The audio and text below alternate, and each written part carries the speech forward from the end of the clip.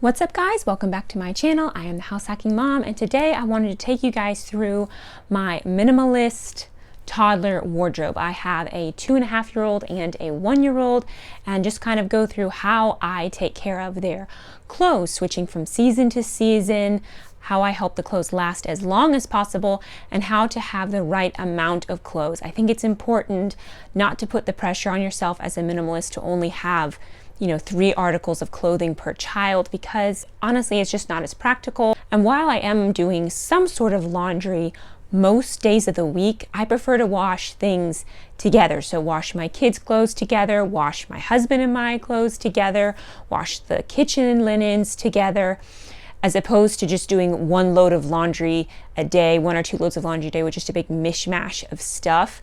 I've tried that and I just don't feel like it gets things as clean. So my preferred method is to have about 7 outfits per child so that you can hopefully make it through 1 week and do their laundry once a week, which is what I do. I do my kids' laundry every Wednesday, and I have found that to be a great method, and it helps keep my sanity. So the first tip I have for taking care of kids' clothes is not revolutionary, but it probably makes the biggest impact of all of these tips, and that's to dress your kids in darker colors. I find that to be a little bit more challenging right now because I think lighter clothes are a little bit more in style for children. I see a lot of really adorable outfits for kids in the cream tones, and they look adorable, don't get me wrong, but my kids stain them up. And while I am working on my skills as a laundry person, it's just really hard to get the stains out, and I don't want to have to soak my kids' clothes every night. I don't want to have to OxiClean them to death every single time. I don't want to feel like I can't put the kids' clothes in the dryer because I need to check and make sure that there's no stains that are going to get dried on there.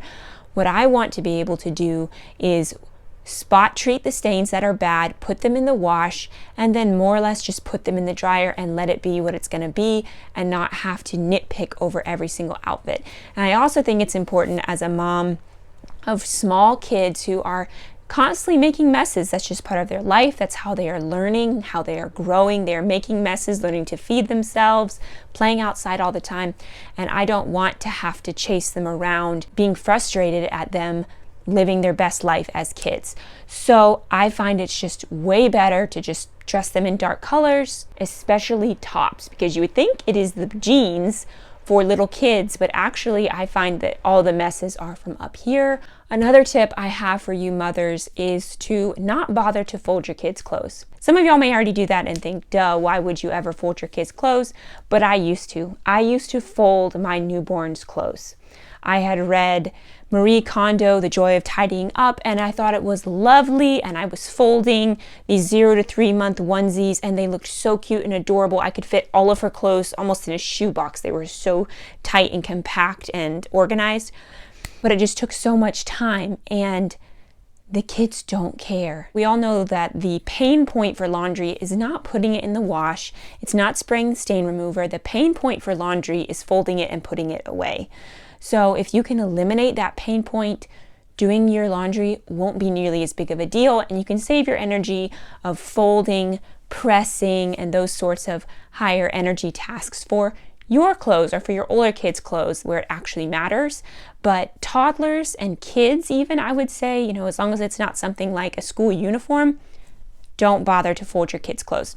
This is an example right here. My little boy is still wearing his spring-summer wardrobe because even though it is the beginning of October, it's still getting to be about 85, 87 degrees during the day, so it's just way too hot to put him in his fall-winter wardrobe yet. But all of his clothes, including his Sunday clothes, are just in this basket. Do they look perfectly pressed? No. But even if they were perfectly pressed, as soon as I put them on him and let him crawl around, it would look the same anyway. So in my opinion, if you feel a little bit stressed around laundry, try not folding your kids' clothes and see how you do. Now, one caveat to not folding your kids' clothes is you can't have a giant, huge, expansive wardrobe for your kids. Because if they have a large wardrobe and you're not folding them, clothes are going to get crunched and smashed and just in small crumpled little balls at the bottom or the corner of some drawer. And 3 weeks from today, when you finally pull it out for them to wear, it's going to smell from being stuck at the bottom of the drawer and being crumpled, and it's going to be creased and look bad. But if you only have 7, maybe 8 outfits, so they're rotating through almost everything they own every single week, then you're not going to have that problem nearly as much. Since you're watching this video, I assume you are at least somewhat interested in having a more minimal wardrobe for your kids. And if you do that, a side perk is you don't really have to fold unless you want to. If it brings you joy, go ahead and fold. But if not, try it for a week and see how you feel about it. I got that advice from my mother and I never went back to folding onesies, let me tell you. Another tip on the frugality end of kids' clothes is, of course, to thrift, go to consignment stores, and then best of all, ask friends and family for hand-me-downs. Almost all of my son's fall and winter wardrobe right here that I'm about to show you guys is 100% hand-me-downs from other kids in our church, and that is just wonderful. I'm basically having to spend zero money on his wardrobe this year. And then my little girl, almost all of her fall winter wardrobe this year was thrifted, and almost all of it is actually from last year that I had thrifted, and I bought a size up. And this year most of it should make it through December, and then some of it might be too small and I'll need to add to it a little bit come Christmas time. So far I have both my kids' wardrobes for the fall and winter, and I've spent no money yet. And if you hate going to thrift stores, which I'll be honest, it's not my favorite thing to do. Not that I mind shopping at thrift stores, but just I don't really like shopping in general all that much. Something that you can try doing is using ThredUp or Poshmark. Last winter, I bought my son's winter wardrobe almost entirely off of Poshmark. And I just got a batch, some little boy that had outgrown his clothes, and I picked one that was almost all dark colors, and it was awesome. It was PJs, it was pants, it was tops, it was onesies.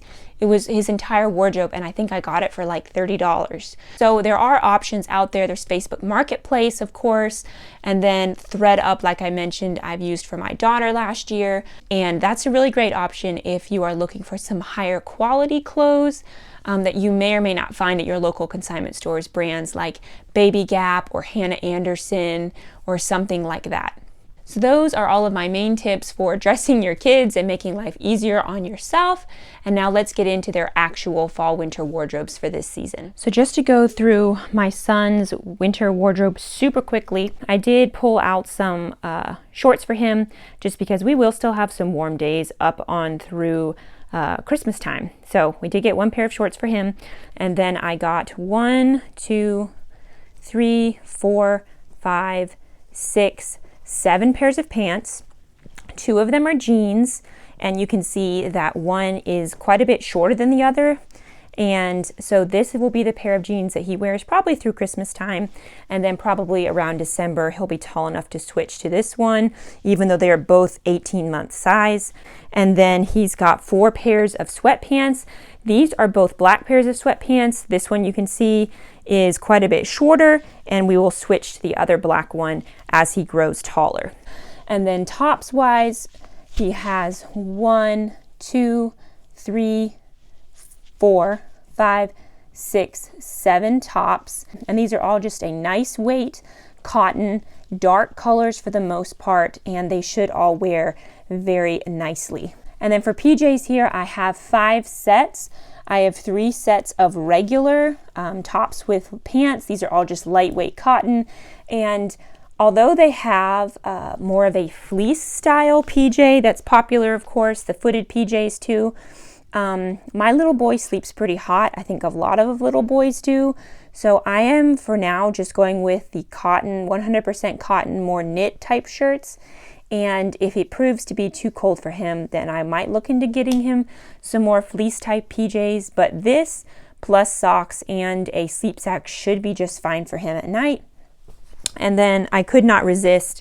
These were also hand-me-downs. I pulled out 2 sets of Christmas PJs because I just think they're adorable. They make me so happy. And I will let him wear these all season long. It doesn't really bother me to have them wear Christmas PJs when it is not technically Christmas season anymore at all.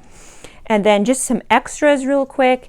He has this little denim shirt slash, this will probably be more of an overshirt. And if you saw my original baby clothes video, my little girl actually wore this when she was around this age, and it was so cute. I would roll up the sleeves and she would wear it with jeans and booties. It was adorable. But it's totally gender neutral. Obviously, it's just a jean top. This is an 18-month size. And then I also have one sweater for him because every once in a while you need a sweater in the South. But for the most part, it's just too hot. But he does have one sweater. And then I don't know how much he'll wear these overalls because it's going to be incredibly inconvenient to change a diaper in overalls.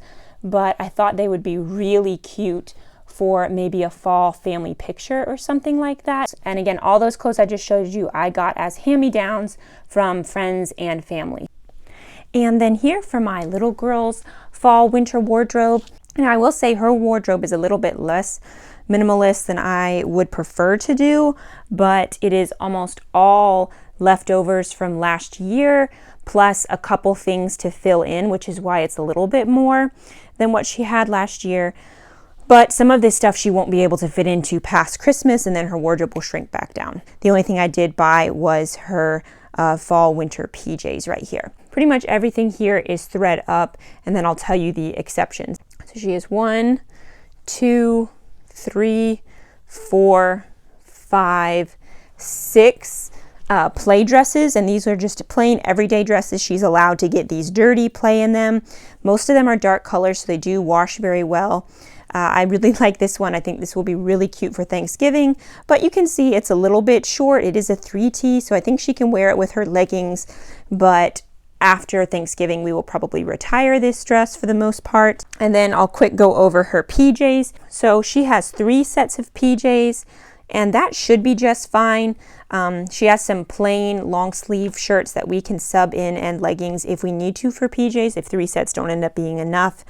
But these are intended to be a little bit more gender neutral because I purchased them and I want them to hopefully last for my little boy. But these are Asher and Olivia brand, and I just mentioned that. I just bought them off of Amazon and they're pretty heavyweight. So they were not expensive at all, and they had some pretty cute patterns if you weren't super hyper about getting stuff gender neutral. So I recommend these. And then for shirts and pants, I got her some leggings. These were hand-me-downs to wear under her dresses. And then of course, everyone needs at least one pair of jeans.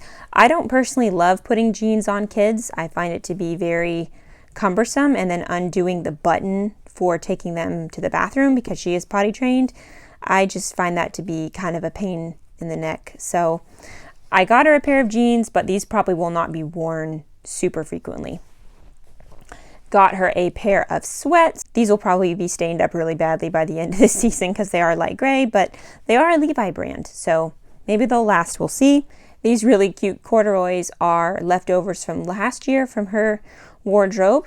And then one more pair of trousers. They're kind of in between a sweat and a pant, but they're super cute on, and I love the little pockets there. And then for tops, real quick, we just have 1, 2, 3, 4, 5 tops. Now I know that sounds crazy because she had, 6 play dresses, and now she has all these tops and bottoms to go with it. But I do like that she'll have the option of wearing pants for when it is colder outside. And these 3 tops right here will just be play, roughhousing sorts of shirts. They might even serve as PJs sometimes when I need them to. Of course, one Christmas top.